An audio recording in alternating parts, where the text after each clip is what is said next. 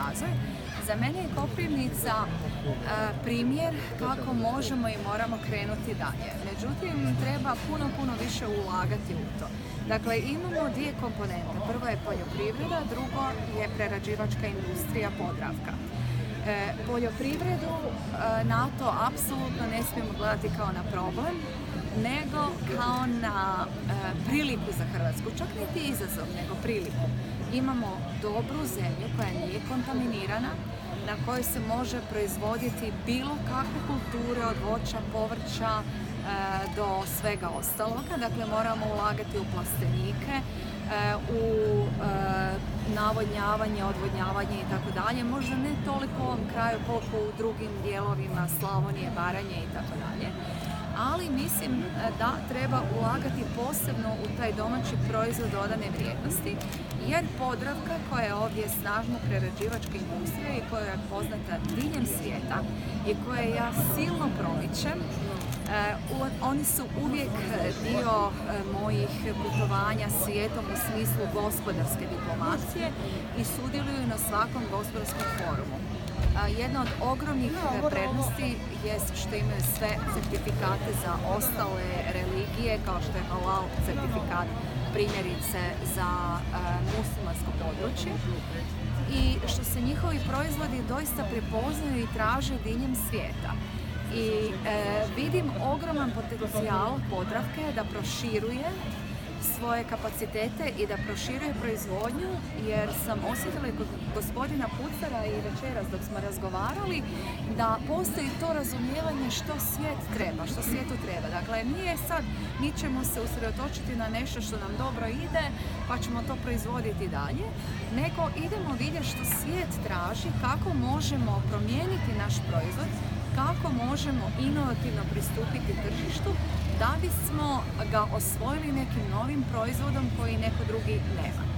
A s druge strane, ono što je cilj Podravke, što već sada gotovo ne u potpunosti, ali blizu ostvaruju, je da su dio Podravkinih proizvoda ono što je uzgojeno u Hrvatskoj. Dakle, domaći proizvod, domaća paprika, domaća rajčica, istarska rajčica primjerice i tako dalje. I da je cilj Podravke upravo to da se digne domaća proizvodnja i da svaki Podravkin proizvod bude certificirani hrvatski proizvod koji potiče od samog početka, dakle od zdravog biološkog uzgoja do zdravog proizvoda koji će biti prilagođen ukusima svjetskog tržišta.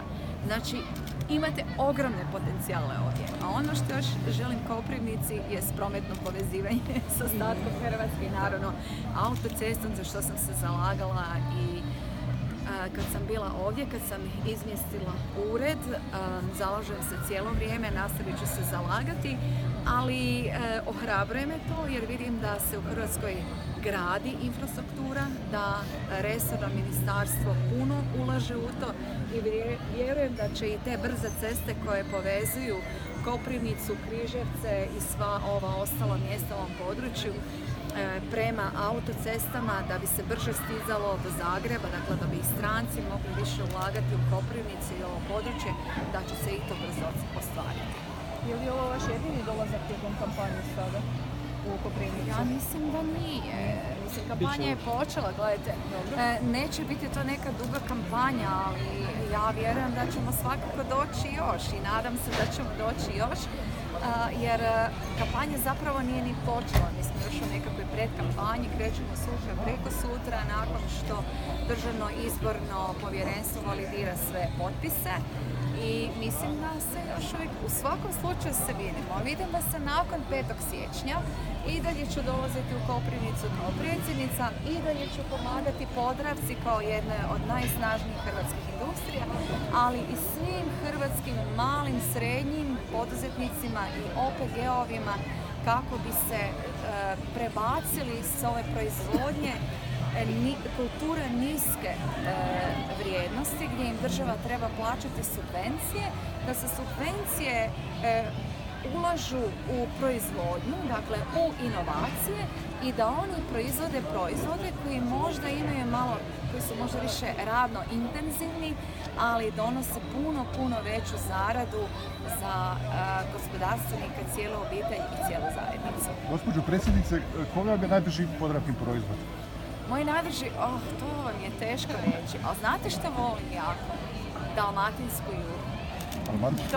To vam imam u uredu i imam jedan mali ovako rešović i onda se skuham tu dalmatinsku juhu, recimo navečer kada ostanem raditi do kasno, jer mi je draga i lagano je onako za večer.